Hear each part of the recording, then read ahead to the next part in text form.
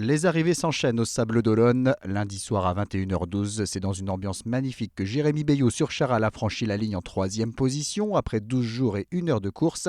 Sébastien Simon sur Groupe Dubreuil lui a emboîté le pas 1h50 plus tard et décroche une belle 4e place. Puis à 23h57, c'est l'IMOCA vulnérable de Thomas Ruyant qui en termine avec cette transatlantique beaucoup plus compliquée que prévu. C'est sûr que c'est pas les conditions qu'on a tous espéré, imaginé, à débouler devant un front, traverser en 7 ou 8 jours. Bon bah là c'est un truc différent. On a beaucoup parlé des prévis qui n'étaient pas très bonnes. Oui, non, je sais pas trop au final. Ce qui est sûr c'est qu'on s'était tous projetés avec un scénario en tête qu'on n'a pas réussi à tenir. On a ensuite assisté à la fin d'un sprint final haletant entre Sam Davis sur Initiative Cœur et Johan Richomme sur Paprec Arkea.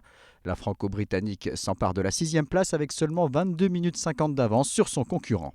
Depuis une semaine, quand je croise Johan, je dis là je vais lui mettre un élastique sur son tableau arrière et comme ça je vais essayer d'aller aussi vite que lui.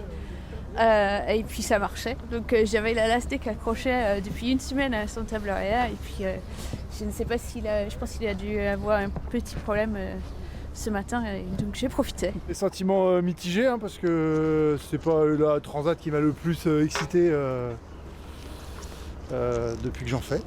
C'était ma 14e, j'ai compté ce matin, ça m'a fait bizarre.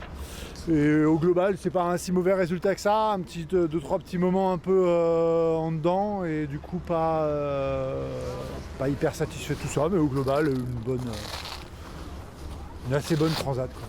Une journée de mardi riche en arrivées. Peu avant 13h, Justine Métro en termine elle aussi avec cette New York-Vendée. Après 12 jours, 16h57, elle finit 8e et a dû attendre 17h20 pour remonter le chenal. Pip R sur Medallia et Louis Burton sur Bureau Vallée sont attendus dans la soirée pour compléter le top 10. Pour les 17 autres skippers, les arrivées vont s'étalonner jusqu'à vendredi matin. Certains retrouvent du vent plus fort, d'autres luttent avec les problèmes techniques rencontrés sur leur machine. Ça tape pas mal, mais au moins ça avance. C'est un peu chargé, grand boileau, J2, il y a 23-24 dedans. Le problème c'est que ça arrête pas de changer, alors ça fait ça pendant 1 heure et puis après il y a 17 nœuds alors. Bon, j'y vais comme ça. J'ai pas les voiles adaptées pour faire du pré là depuis un petit moment déjà. Mais bon.